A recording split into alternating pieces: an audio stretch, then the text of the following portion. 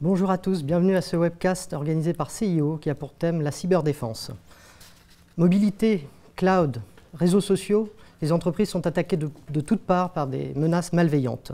Pour aborder le sujet, je vous propose aujourd'hui deux intervenants, Monsieur Thierry Carsanti, vous êtes directeur technique Europe de Check Point. Bonjour. Et Nicolas Lesseur, consultant sécurité chez Telindus. Bonjour. Monsieur Thierry Carsanti, est-ce que vous pouvez nous en dire un peu plus sur Check Point ?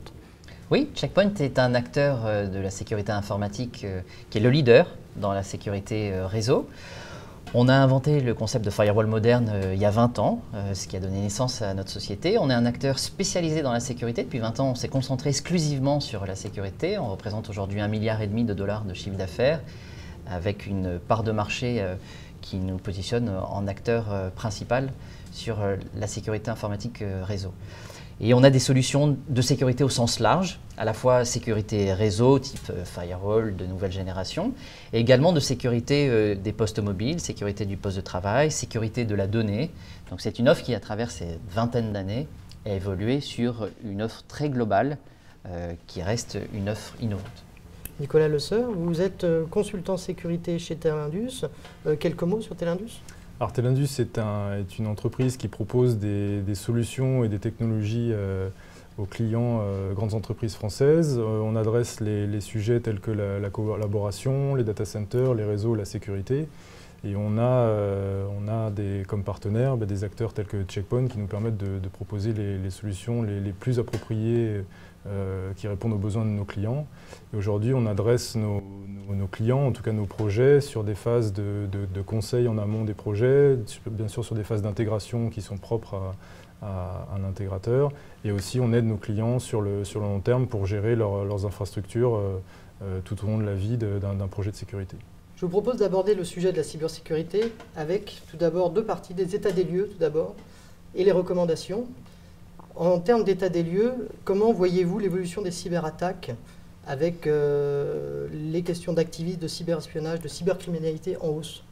Alors oui, tout à fait, on note et on remarque sur le marché français aussi, de manière plus globale dans le monde, une hausse des attaques.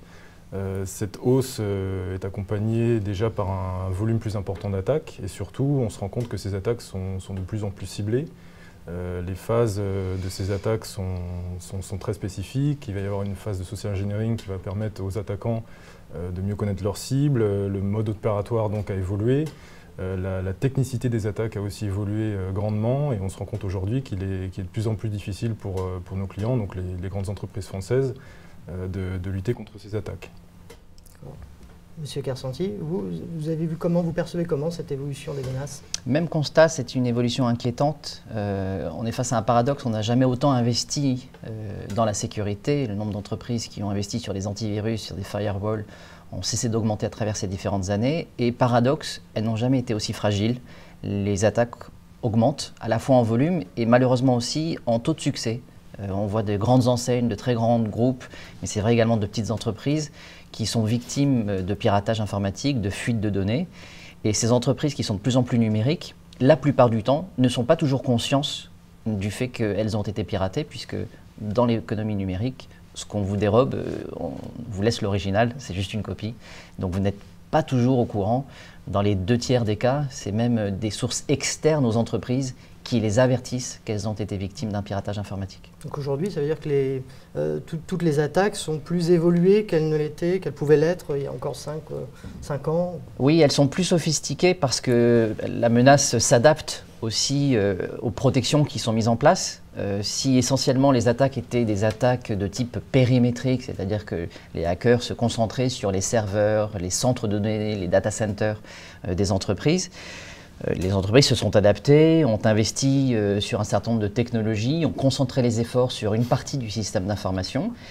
Et donc là où c'est devenu plus difficile pour les hackers, ils ont essentiellement tourné leur attention sur les postes de travail, sur les messageries qui permettent d'envoyer des fichiers qui peuvent être malveillants et qui offrent des succès colossaux. On parle beaucoup de ce qu'on appelle dans le jargon de la sécurité les 0D, c'est-à-dire ces attaques qui exploitent des vulnérabilités qui ne sont pas connues des éditeurs, donc qui ne sont pas corrigées et qui permettent d'avoir des taux de succès quasi complets. Monsieur Le Seur, vous partagez ce constat? Tout à fait. C'est des attaques type faille 0D. Exactement. C'est un des principaux vecteurs qui permet aux attaquants aujourd'hui de pénétrer le système d'information de nos clients. Et comme le disait Thierry, malheureusement, pour la plupart de nos clients, donc les entreprises, ils n'ont aujourd'hui pas de moyens de se rendre compte s'ils ont ou pas subi une attaque. Étant donné que tout leur système de détection est basé sur des solutions traditionnelles, c'est-à-dire qui vont fonctionner sur des bases de signatures. Comme le dit Thierry, les attaques 0D n'ont pas de signature connue, donc forcément les malwares passent au travers de ces barrières périmétriques. Et donc nos clients n'ont même pas le moyen de se rendre compte s'ils subissent une attaque ou pas. Donc c'est aujourd'hui un des principaux problèmes.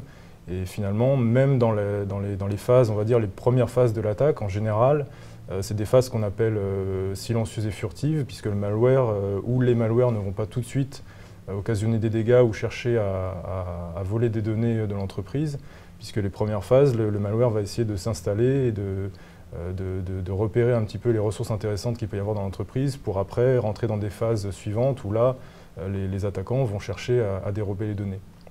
Et c'est ces premières phases finalement qui sont importantes et cruciales, et c'est ce qu'on essaie aujourd'hui de détecter et c'est ce qu'on va essayer de bloquer avant que l'attaque ne prenne réellement de l'ampleur. Chez Telindus, vous, Monsieur Le Seur, est-ce que vous avez constaté aussi aujourd'hui les dépenses informatiques consacrées à la sécurité sont importantes?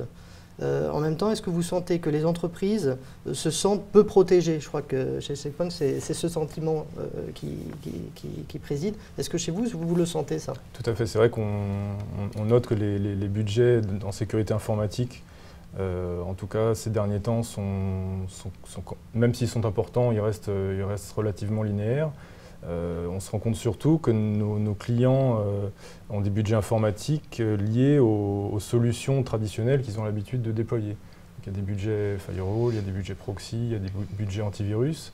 Mais finalement, sur des solutions qui vont peut-être aller un petit peu plus loin que les solutions traditionnelles, notamment quand on est dans le cadre de la cyberdéfense, nos clients n'ont pas forcément identifié des budgets liés à l'investissement sur ces nouvelles technologies. Puisque, comme on le disait, nos clients n'ont pas forcément la visibilité sur la menace réelle qui pèse sur leurs entreprises. Aujourd'hui, c'est ce qui est un petit peu difficile, et je pense que c'est un sentiment partagé par Checkpoint, c'est-à-dire qu'on est encore aujourd'hui en phase d'évangélisation où on essaye de montrer à nos clients les menaces qui pèsent sur un système d'information, et typiquement les rapports de sécurité de Checkpoint nous aident beaucoup, puisque c'est vraiment des éléments concrets, factuels, qui permettent de montrer aux entreprises françaises qu'aujourd'hui, ça ne touche pas forcément les autres, tout le monde est touché, et dans certains cas même de manière assez forte. Et donc on espère un changement de mentalité, un petit peu, on espère que nos clients lèvent leurs œillères et se tournent vers une approche qui va être différente sur leur manière de gérer la sécurité et leur manière d'utiliser aussi les budgets liés à la sécurité informatique. Vous pensez que les budgets des entreprises aujourd'hui en sécurité sont conformes? Est-ce qu'ils sont en hausse, en baisse? On estime qu'il y a à peu près entre 4 et 5% d'un budget informatique qui doit être consacré à la sécurité. Alors évidemment, l'Europe du Sud a tendance à être moins bon élève que les anglo-saxons, c'est assez culturel. Néanmoins, ce qu'on constate dans un environnement économique assez tendu où les budgets informatiques ont tendance à se contracter, que dans ce budget informatique qui se contracte, la partie sécurité est quand même privilégiée, est quand même vue comme étant stratégique pour l'entreprise. Et c'est vrai que les échos de Snowden, toutes les affaires dont on entend parler, les fuites d'informations, les attaques ciblées type ministère de l'économie, aide aussi à sensibiliser les directions générales et les directions financières sur l'importance stratégique pour la survie d'une entreprise que de s'assurer d'un minimum de sécurité de son système d'information. Chez Telindus, justement, vous avez cette visibilité aussi sur toutes les entreprises en termes de est-ce qu'elles sont des bons élèves, est-ce qu'elles ou au contraire elles laissent quand même échapper beaucoup de documents personnels qu'elles ne devraient pas le faire. On peut dire qu'en France, on dit souvent qu'on est des irréductibles gaulois, et c'est vrai qu'on avait réalisé un sondage sur purement la sécurité des données, et on se rendait compte, de par ce sondage, que plus de la moitié des utilisateurs transgressent les règles établies dans l'entreprise. Mais le seul souci à un moment donné, c'est que ces utilisateurs transgressent les règles, mais pas forcément dans un but malicieux. En fait, la plupart ne se rendent pas compte, déjà qu'ils transgressent les règles, ne se rendent pas compte que leurs usages peuvent avoir un risque pour les données qu'ils manipulent et encore plus pour les données qui peuvent être critiques pour l'entreprise.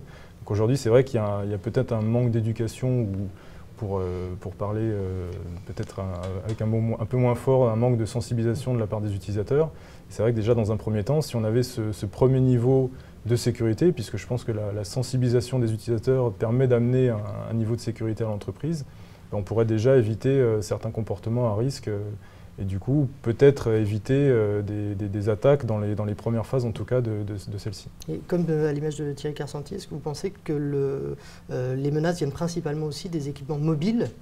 Et sinon, elles se développent également, on a à craindre aussi des menaces sur l'Internet des objets, les objets connectés, sur les smart devices, etc. Là, exactement, c'est vrai que les téléphones mobiles sont un bon vecteur pour les attaques, surtout qu'aujourd'hui, les entreprises, en tout cas en France, n'ont pas forcément pris en main la problématique BIOD, c'est-à-dire que la plupart autorisent ou même sans autoriser les équipements personnels sur leur réseau, n'ont pas forcément de moyens pour vérifier ou interdire ou contraindre les usages qui sont liés à ces équipements personnels qui vont interagir avec le système d'information.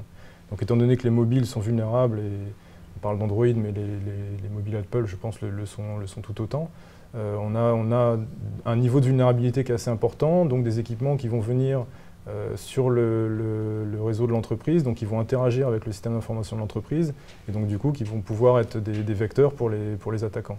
Et on se rend compte surtout aujourd'hui que la plupart des attaques, même si les premières phases de l'attaque viennent de l'extérieur, la plupart des attaques ont pour but de s'opérer depuis l'intérieur de l'entreprise. Puisque nos clients se sont efforcés depuis quelques années de mettre entre eux et l'Internet des barrières, des remparts, on se rend compte que les attaques aujourd'hui passent outre ces barrières et donc une fois que l'attaquant a réussi à rentrer dans l'entreprise, son mode opératoire, ça va être de se propager sur les différents postes de l'entreprise et donc du coup de s'opérer depuis l'intérieur du système d'information. Est-ce que vous voyez aujourd'hui que le SI, vous constatez que le SI est de plus en plus ouvert et donc de plus en plus menacé par les programmes malveillants? Tout à fait, mais c'est un besoin des entreprises. Les entreprises ont besoin de communiquer. Leur système d'information est ouvert parce qu'il y a des partenariats avec des filiales, avec des sous-traitants.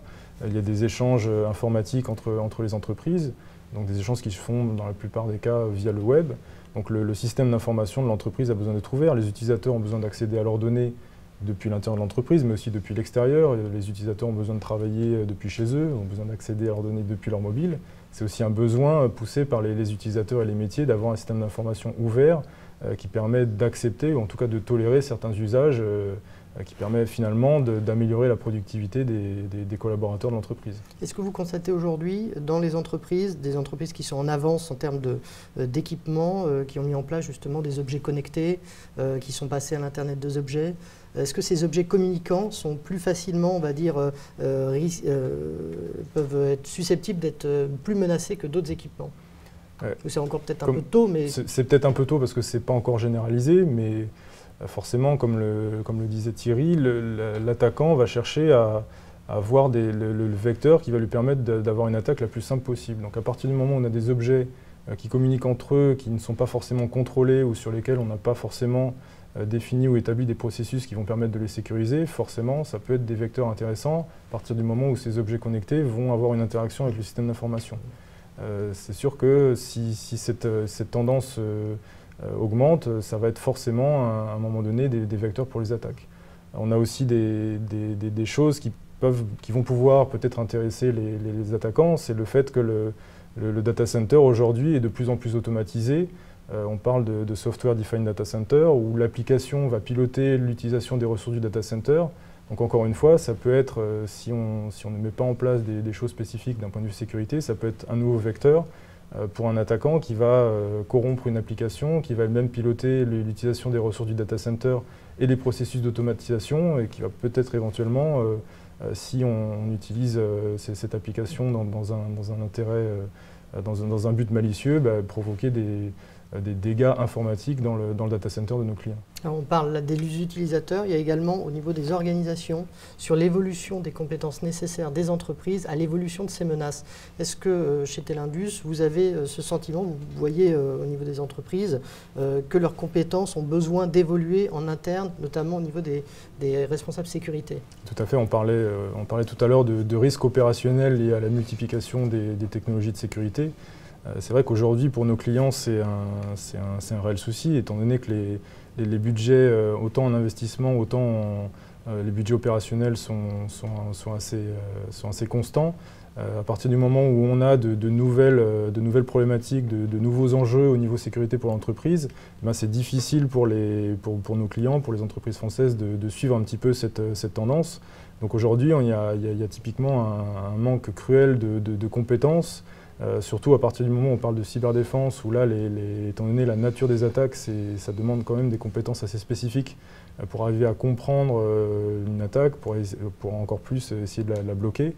Donc finalement, nos clients font de plus en plus appel à nous, justement pour gérer pour eux cette sécurité. Donc on leur propose nos compétences, on leur propose de gérer sur le long terme la sécurité de leur système d'information, on propose de gérer pour eux les événements de sécurité et finalement leur faire le reporting adapté qui va leur apporter de la visibilité, qui va nous permettre de leur dire ben oui, là actuellement vous subissez une attaque, cette attaque va toucher tel type de poste parce qu'elle utilise telle vulnérabilité, donc il va falloir que vous patchiez vos postes, il va falloir mettre en place tel type de réaction pour contrer cette attaque.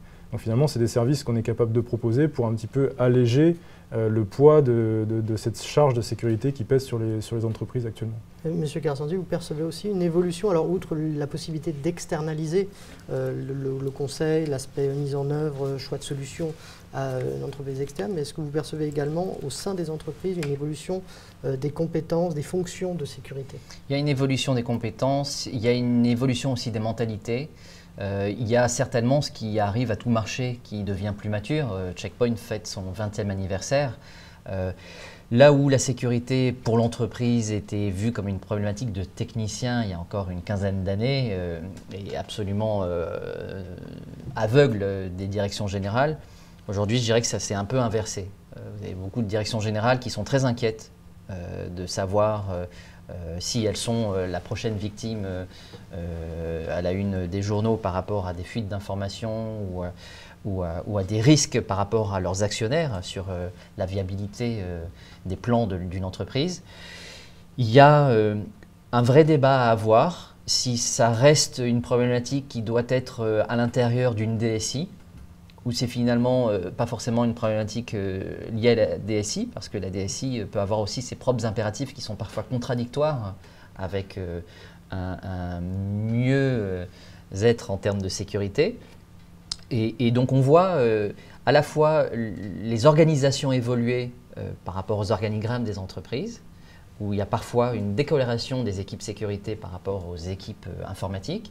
Et puis au sein des équipes informatiques, on voit aussi de vraies évolutions, à la fois sur la sensibilisation, où la sécurité n'est pas forcément le dernier maillon d'une chaîne d'un projet informatique et qui est éventuellement le maillon qu'on va essayer de sauter si ça fait déraper les délais et les budgets. Mais on voit au contraire une prise de conscience de l'ensemble des acteurs de la DSI sur la sécurité en amont dans leurs réflexions et qu'on fasse finalement du développement applicatif, que l'on mette en place de nouveaux outils, qu'on soit en charge du poste de travail, qu'on soit en charge des communications avec des sites distants ou l'infrastructure réseau. La sécurité reste une vraie question et reste parfois pour les entreprises encore aujourd'hui un talon d'Achille. Donc il y a des évolutions sur les mentalités et puis il y a aussi des évolutions sur les réflexions qui sont de plus en plus stratégiques et qui amènent les entreprises à réfléchir à d'autres approches, à comment consolider, à comment rationaliser le nombre d'acteurs avec lesquels elles font vivre la sécurité dans leur système d'information, le nombre de technologies, et à bâtir non pas une succession de projets sécurité, mais une stratégie sécurité qui se fait jour à travers des architectures, des produits, qui doivent être exploités et se pose alors la question de qui est le plus à même de faire vivre cette sécurité, parce que la sécurité, ce n'est pas de la technologie, c'est un processus, un cycle permanent. Une fois qu'on a déployé, ce n'est pas fini. il faut le superviser, il faut gérer les incidents, il faut gérer également les remontées des utilisateurs, des nouveaux usages, des besoins qui évoluent en permanence. Et donc, parfois, ça donne lieu à des réflexions d'externalisation, non pas de la stratégie sécurité, qui reste du domaine de la propriété de l'entreprise, mais de la mise en œuvre de cette stratégie sécurité au quotidien et du vécu de cette stratégie sécurité. Ça veut dire parfois externaliser la gestion d'incidents sécurité. Ça veut dire parfois aussi externaliser la gestion de l'infrastructure sécurité, la mise à jour des équipements sécurité qui peuvent être réalisés par des personnes externes à l'entreprise dont c'est le métier, dont c'est le cœur d'expertise et qui offrent parfois une meilleure efficacité pour un moindre coût. Et puis parfois gérer ce curseur entre ce que l'on fait en interne et ce que l'on délègue de manière élastique. Donc pouvoir aussi bâtir une stratégie sécurité où dans cette stratégie sécurité, on fera évoluer à travers le temps ce que l'on gère en interne, ce que l'on externalise, ce que l'on gère dans le cloud, de ce que l'on gère sur ces data centers, et de pouvoir être finalement très agile, parce qu'aujourd'hui, la réalité des entreprises, c'est qu'elles sont de plus en plus numérisées et qu'elles ont besoin de plus en plus d'être dynamiques. Et la sécurité ne doit pas être un frein, doit au contraire les accompagner dans ces évolutions. Sachant qu'il y a une complexité aujourd'hui, il y a des menaces qui se sont accrues, technologiquement parlant. Il y a par exemple des menaces type spear phishing, waterhall. Est-ce que vous pouvez en dire plus sur ce type de menaces-là et comment les entreprises peuvent y répondre en tout cas aujourd'hui? Alors c'est vrai que les menaces, les attaques de type spear phishing sont aujourd'hui assez répandues. Comme je le disais précédemment, il va y avoir une première phase pour les attaquants qui vont essayer d'étudier leurs cibles en tant que personnel de la société qui vont essayer d'atteindre, en connaissant leurs habitudes, en connaissant par exemple leur hobby ou les personnes qu'ils vont eux-mêmes connaître. Ils vont envoyer des mails donc très ciblés. Le mail va avoir pour but de faire en sorte que l'utilisateur clique sur le lien ou exécute la pièce jointe pour pouvoir installer une porte dérobée sur son PC et ensuite justement rentrer dans les phases successives de l'attaque. Donc aujourd'hui, une des premières choses que peuvent faire les entreprises pour se protéger, c'est purement organisationnel humain, c'est-à-dire sensibiliser leurs utilisateurs aux risques liés à ces attaques.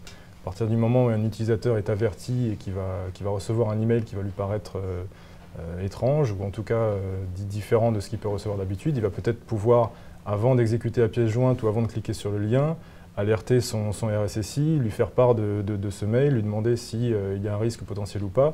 Du coup, on va peut-être pouvoir désamorcer une attaque qui aura pu après rentrer dans des phases successives. Alors, chez vous, vous avez justement cette méthodologie, surveillance, détection, réaction. Tout à fait. C'est les trois phases. Est-ce qu'on peut avoir un exemple concret pour chaque étape-là, pour une sorte de boîte à outils Exactement, c'est comme le disait Thierry, finalement, ce qu'il faut éviter pour nos clients, c'est d'avoir une fuite en avant technologique. Déjà parce que multiplier les technologies pour nos clients, c'est compliqué à gérer. Ça peut aussi engendrer des risques opérationnels, puisqu'à partir du moment où on multiplie les technologies qui ne sont pas forcément maîtrisées, on induit des risques. Alors c'est faire du mal en cherchant à faire le bien, mais c'est aujourd'hui un problème grandissant pour nos clients, c'est-à-dire la maîtrise des technologies. Donc finalement, il faut avoir une stratégie qui nous permette de défendre ce qui doit l'être. La donnée est un bien de l'entreprise à protéger, donc si on a des données sensibles à protéger, on va chercher à protéger en priorité ces données sensibles. Donc finalement, si on essaye d'avoir une stratégie de surveillance, de détection et de réaction, déjà on va chercher à regarder qu'est-ce qu'on va vouloir surveiller. Quelles sont les parties sensibles de notre système d'information, quels sont les points, peut-être les points de faiblesse de notre système d'information qu'il va falloir renforcer. À partir du moment où on a bâti une structure qui nous permet de surveiller ce qui se passe, d'avoir de la visibilité sur ce qui se passe sur le système d'information, on va pouvoir être dans une seconde phase, se positionner en essayant de détecter une attaque dans les premières phases de l'attaque ou même si c'est une attaque en cours. Mais ça va être détecter une attaque, pas forcément pour dire oui, là je me rends compte que j'ai ce type de malware qui est en train de pénétrer dans le système d'information. La détection, ça va être peut-être à travers un SIEM, des logs qui vont nous dire qu'il y a quelque chose d'anormal qui se passe et qui va déclencher des processus qu'on aura préalablement définis dans les phases amont de notre projet de cyberdéfense, qui va déclencher des processus de réaction humaine où on va chercher à investiguer, on va regarder ce qui se passe dans les logs, dans les équipements réseau, dans les équipements de sécurité. On va chercher de collecter le plus de preuves possible pour essayer de transformer un événement de sécurité en incident de sécurité. À partir du moment où on a suffisamment d'éléments pour comprendre ce qui se passe, eh ben on a détecté réellement un incident de sécurité et on va ensuite pouvoir passer dans la phase de réaction qui va être de dire je subis une attaque, qu'est-ce que je fais? Est-ce que je cherche à la bloquer? En général, nos clients nous disent oui, ils vont chercher à bloquer l'attaque. Si on se rend compte que l'attaque a eu lieu et que c'est trop tard, qu'on a des données qui ont été dérobées, comment est-ce que je communique? Est-ce que je communique en interne pour prévenir mes collaborateurs? Est-ce que je communique en externe vers mes clients? Est-ce que je cherche à savoir exactement quelles données ont été dérobées? Puisqu'en général, quand une attaque a lieu, nos clients nous disent comment, qui et quoi. Donc c'est les questions auxquelles on va essayer de répondre. Et le but, ça va être de minimiser l'impact de cette attaque. Et finalement, dans les phases ultimes de la phase de réaction, étant donné qu'on se rend compte qu'on a subi une attaque, le but, ça va être d'éviter que ça se reproduise. Donc prendre en compte le vecteur, savoir quel a été le moyen de propagation des malwares qui seront rentrés dans le système d'information, pour essayer de faire en sorte que ça ne se reproduise pas, et donc de mettre en place soit des nouveaux processus techniques et humains, ou soit des nouvelles solutions qui vont permettre de contrer une éventuelle attaque future. Vous, chez Checkpoint, vous avez mis en place ce qui s'appelle le Security Report.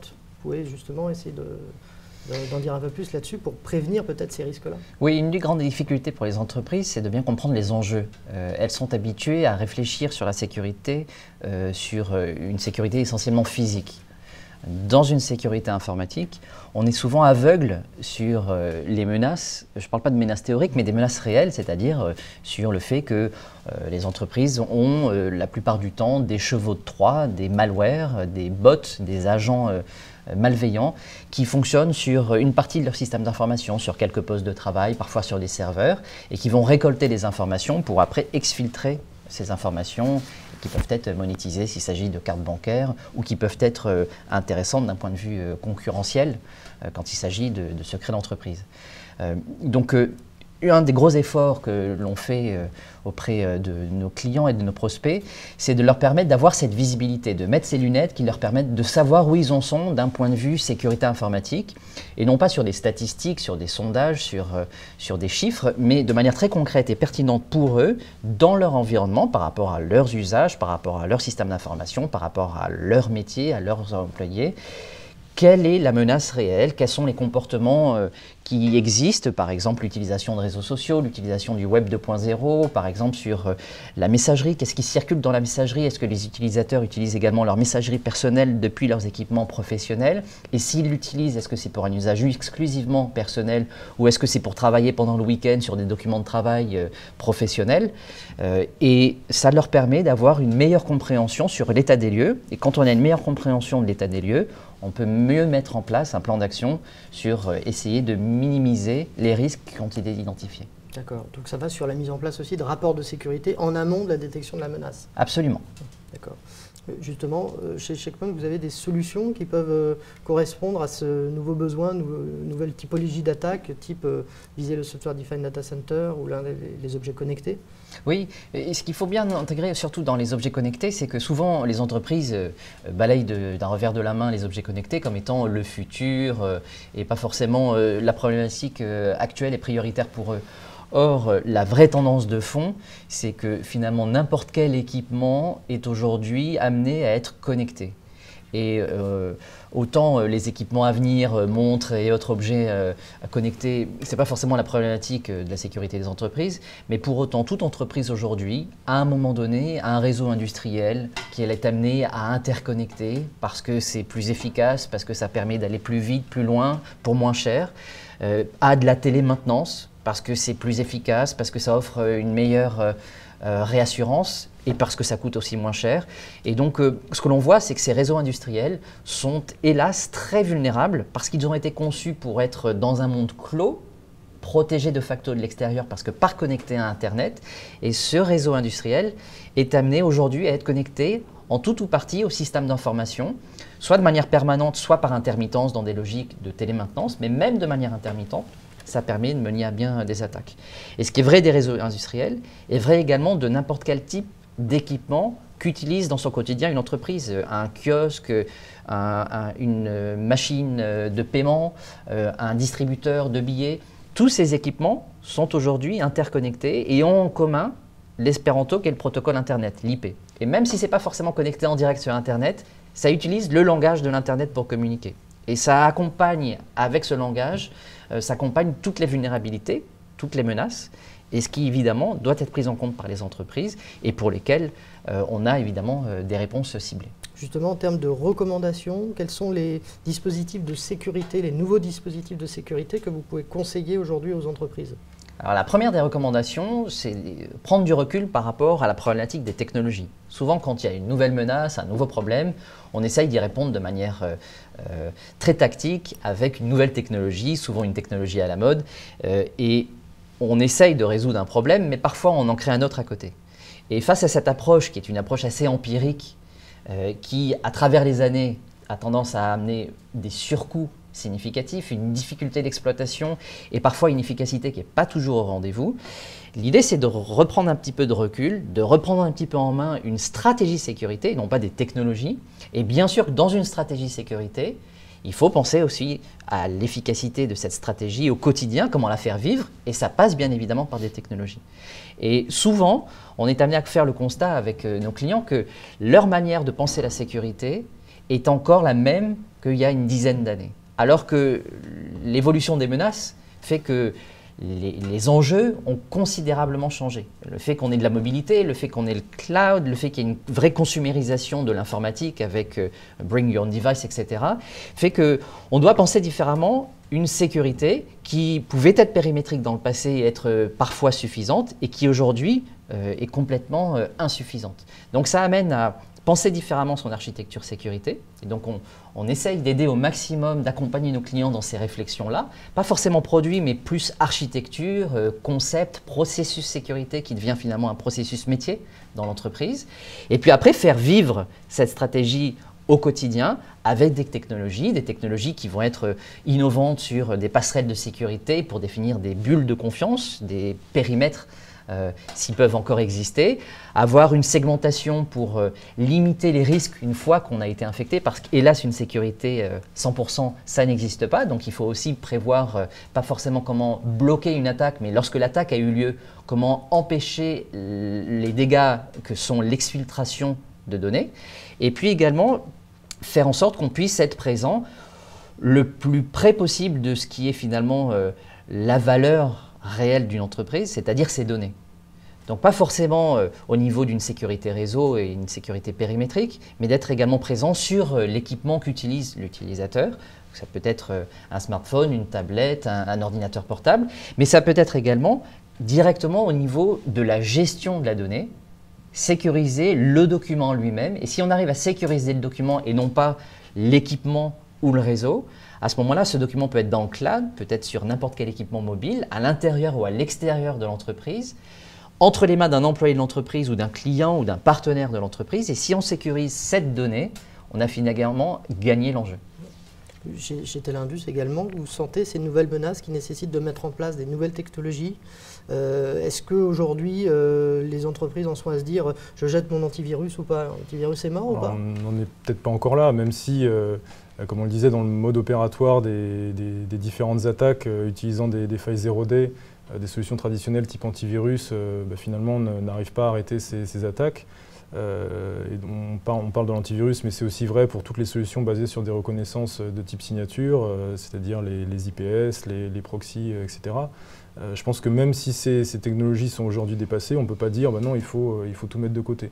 Finalement, ces solutions périmétriques qu'on a déployées avec nos clients depuis un certain nombre d'années vont nous aider dans la phase de surveillance du système d'information, puisqu'on va pouvoir collecter des éléments, des indices pris de tous ces équipements qui vont nous permettre de dire à un instant T, ah là peut-être on a quelque chose qui se passe, je vois qu'ici j'ai quelque chose qui est anormal, je constate aussi que sur cet équipement j'ai quelque chose d'anormal, et c'est ce qu'on appelle les signaux faibles, c'est-à-dire ces signaux faibles qui vont nous donner des traces d'une éventuelle attaque.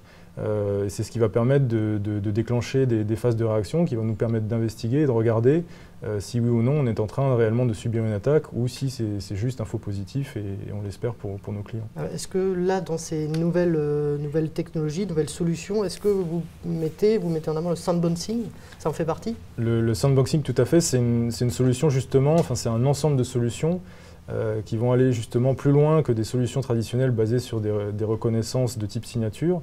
Le but finalement, c'est de mettre le malware, ou en tout cas la pièce jointe ou le lien web, de le tester dans un environnement clos et sécurisé. Donc en général, c'est une machine virtuelle. Donc on va simuler l'exécution d'un code malveillant dans un environnement clos pour regarder ce qui se passe. À partir du moment où on ne sait pas si c'est un malware ou pas, c'est le meilleur moyen de savoir quel est le mode opératoire de ce malware, savoir si c'est réellement malicieux et comprendre surtout qu'est-ce que le malware cherche à faire. On va pouvoir par exemple se rendre compte qu'il va essayer de modifier des clés de registre, qu'il va essayer d'usurper des droits au niveau de l'utilisateur, qu'il va essayer peut-être d'ouvrir un canal de communication chiffré vers l'extérieur pour rejoindre son command and control, pour essayer peut-être de grossir, c'est-à-dire de se modifier, pour essayer après d'aller récupérer d'autres données dans le système d'information. Donc finalement, c'est un bon moyen de se rendre compte si réellement on subit une attaque ou pas. Et à partir du moment où on a exécuté ce malware dans cette machine virtuelle, on va comprendre ce que fait le malware, donc on va pouvoir le repérer et on va pouvoir se rendre compte si ce malware s'est propagé ailleurs dans le système d'information. Et surtout, on va pouvoir mettre en place des mesures pour le bloquer, puisqu'on sait ce qu'il fait, on sait comment il fonctionne et on sait comment il opère. Donc finalement, ça nous donne une longueur d'avance sur les attaques et sur les cyberattaquants. Chez vous, chez Checkpoint, vous avez également des solutions dites d'intelligence à la protection. Est-ce que vous pouvez nous en dire plus? Oui, un grand défi aujourd'hui, et évidemment le défi de demain, c'est l'intelligence autour de la sécurité. Comment l'équipement de sécurité ou la technologie de sécurité peut prendre la bonne décision au bon moment. Un antivirus va bloquer un virus parce qu'il a une base de connaissances d'un certain nombre de fichiers qui sont connus comme étant des virus.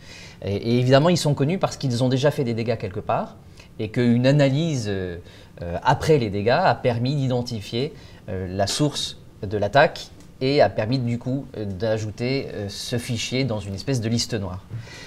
Le souci de cette sécurité, c'est qu'elle est très réactive. Et on est toujours finalement à courir après un hacker qui a une longueur d'avance.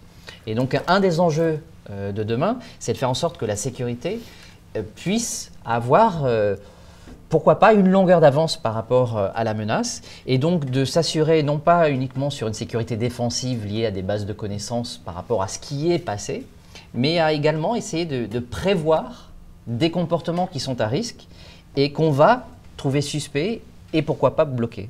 Et le bac à sable, la technologie de sandboxing, est un de ces outils, une de ces innovations qui permet de regarder un fichier qui rentre dans l'entreprise à travers la messagerie, à travers le téléchargement, non pas par rapport à une liste de connaissances de est-ce qu'il est dans une liste noire, auquel cas je le bloque ou je le mets en quarantaine ou pas. Et si c'est ou pas, eh bien on prend toujours le risque, on n'est jamais vraiment sûr que ce soit un fichier bienveillant. Et donc l'idée, c'est de regarder ces fichiers-là qui ne sont pas dans une liste noire et avant de laisser les utilisateurs les ouvrir et éventuellement être victimes malgré eux d'une attaque, ce qui s'est passé au ministère des Finances par exemple, essayer de regarder à travers une émulation de l'ouverture d'un fichier attaché ou d'un fichier téléchargé, de regarder quel est l'impact sur la sécurité du système d'information. Et donc ça fait partie de beaucoup d'innovations de nos équipes de recherche et développement. Et au-delà de l'innovation, ça fait aussi partie de solutions qui existent aujourd'hui.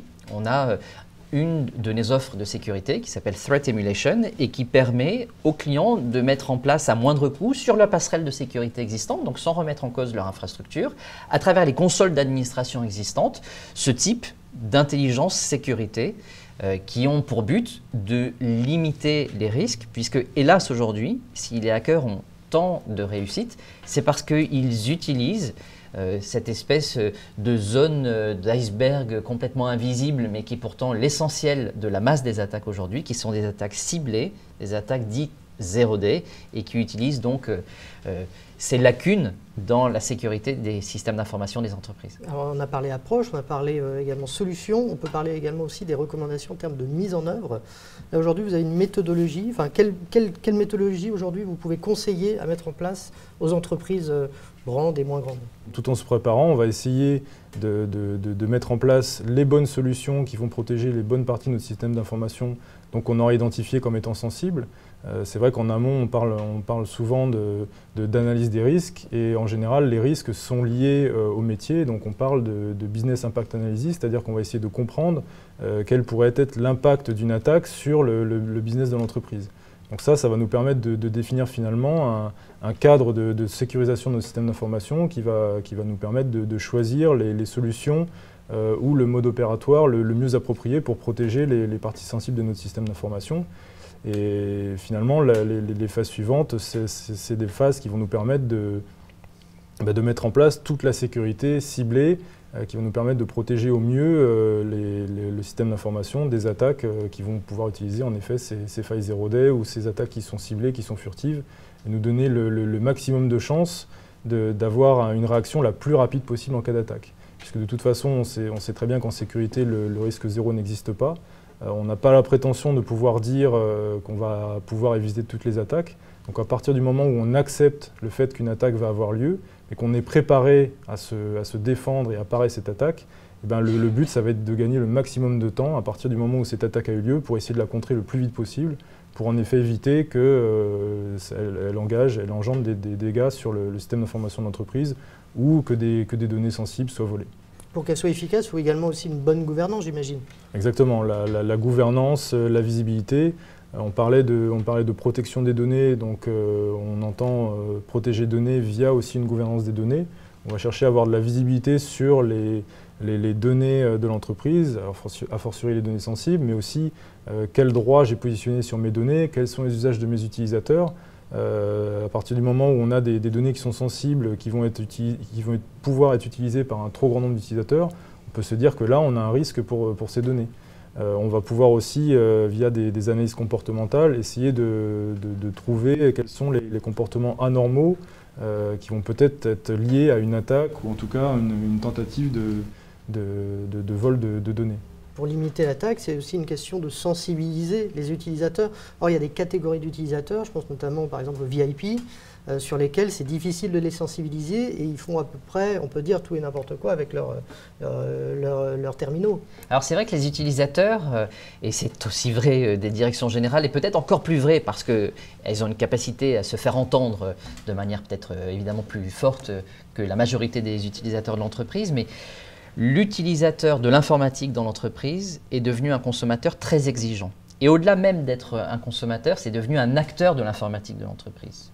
Il y a 15 ans, l'informatique de l'entreprise était bien en avance par rapport à l'informatique personnelle de l'utilisateur de l'entreprise. Aujourd'hui, c'est le contraire. Avec les clouds, avec les nouvelles technologies, on a souvent à la maison une informatique plus performante, plus en pointe que ce que l'on a dans le cadre de l'entreprise. Donc l'utilisateur, à la fois il met une pression, une exigence accrue sur le système d'information en général, et c'est vrai que parfois la sécurité peut être un frein à la mise en place de projets, à la facilité de communication et de collaboration. Et donc, la mobilité est un très bon exemple. C'est souvent les directions générales qui ont été les premières sponsors en interne d'avoir des équipements mobiles pour avoir accès aux informations les plus importantes pour leur quotidien. Et évidemment, les directions générales, les informations les plus importantes pour leur quotidien, ce sont les informations les plus sensibles de l'entreprise. Donc, celles a priori qui nécessitent la sécurité la plus poussée. Et donc, il faut pour les responsables sécurité réfléchir non pas à une logique de gestion de risque qui consisterait à dire non à ces utilisateurs. Non, vous ne pouvez pas avoir votre iPad qui se connecte au système d'information. Non, vous ne pouvez pas avoir un accès à la messagerie depuis des environnements externes à l'entreprise. Mais au contraire, de les accompagner dans leurs usages parce que c'est quelque chose qu'on ne peut pas contrer. Et si on essaye de le contrer, en réalité, on va inciter l'utilisateur à avoir des voies de contournement et donc à mettre à mal finalement la sécurité d'un système d'information. Donc les accompagner, et les accompagner ça veut dire oui c'est possible, mais voilà les bons usages. Oui on peut faire du Dropbox et du partage de fichiers dans le cloud parce que c'est fantastique, c'est plus productif, c'est plus simple pour l'utilisateur, mais voilà les bonnes pratiques, voilà l'hygiène sécurité qui va être non seulement recommandée par le responsable sécurité, mais qui va être également contrôlée à travers des technologies mises à jour qui vont permettre d'avoir la bonne visibilité et de faire que les bonnes pratiques, les bonnes règles ne soient pas trop déviées. Nicolas Le Cerf, vous partagez aussi ce sentiment que la sensibilisation, c'est la clé de succès pour lutter contre les menaces? Oui, tout à fait. C'est un petit peu ce qu'on a dit tout au long de ces échanges. Et c'est vrai qu'on se rend compte aussi que ce qui est important aussi, c'est la manière dont l'utilisateur perçoit la sécurité. La sécurité, ou en tout cas les solutions ou briques de sécurité qu'on a déployées par le passé, avaient plutôt un positionnement de type on bloque, on interdit. Aujourd'hui, ce qui convient de faire, en effet, c'est d'accompagner l'utilisateur et de lui proposer des services à valeur ajoutée qui sont visibles par lui-même. Et tout en proposant ces services, en les accompagnant avec des solutions de sécurité qui sont liées à ces services. Et c'est vrai que la plupart aujourd'hui des solutions de sécurité sont là pour accompagner les usages dans une certaine mesure, puisqu'on est dans le monde de l'entreprise et qu'on ne peut pas forcément faire tout ce qu'on veut, ou en tout cas faire les mêmes choses qu'on fait dans le monde personnel. En tout cas, typiquement quand on parle de la sécurité des terminaux mobiles ou la sécurité du surf web, aujourd'hui l'utilisateur prend de plus en plus conscience que les solutions de sécurité sont là pour l'aider, l'accompagner dans ses usages, tout en le protégeant un petit peu des comportements déviants qu'il pourra avoir, mais sans intention malicieuse. Forcément, l'utilisateur n'a pas forcément conscience des risques qu'il peut engendrer pour l'entreprise. Donc finalement, on est là pour apporter des solutions de sécurité qui vont accompagner les usages utilisateurs. Et du coup, finalement, la vision que va avoir l'utilisateur de ces solutions de sécurité, à partir du moment où ça lui permet de gagner en productivité, ça lui permet d'utiliser des équipements qui vont être plus sympas qu'un simple ordinateur de bureau, ben là l'utilisateur va de plus en plus adhérer, donc va rentrer un petit peu dans cette démarche d'autosensibilisation parce qu'il aura conscience que finalement la sécurité c'est bien. Nicolas Le Seur, s'il fallait retenir un conseil ou s'il fallait prodiguer un conseil, ce serait lequel? Je pense que si je devais donner un conseil, ce serait pour mieux se défendre, il faut connaître ses faiblesses. À partir du moment où une entreprise a conscience qu'elle peut être attaquée, qu'elle a conscience et comprend quelle peut être la cible d'un cyberattaquant sur toute ou partie de son système d'information, bah finalement, si on prend conscience de ça, les mentalités vont évoluer, les entreprises vont pouvoir mettre en place les processus qui vont permettre de protéger justement ces parties sensibles dans son système d'information et du coup essayer d'avoir une petite longueur d'avance sur les attaques futures qui pourront toucher les entreprises. Merci Nicolas Le Seur. Merci. Merci Monsieur Thierry Carsanti. Merci. Merci à vous de nous avoir suivis. À bientôt.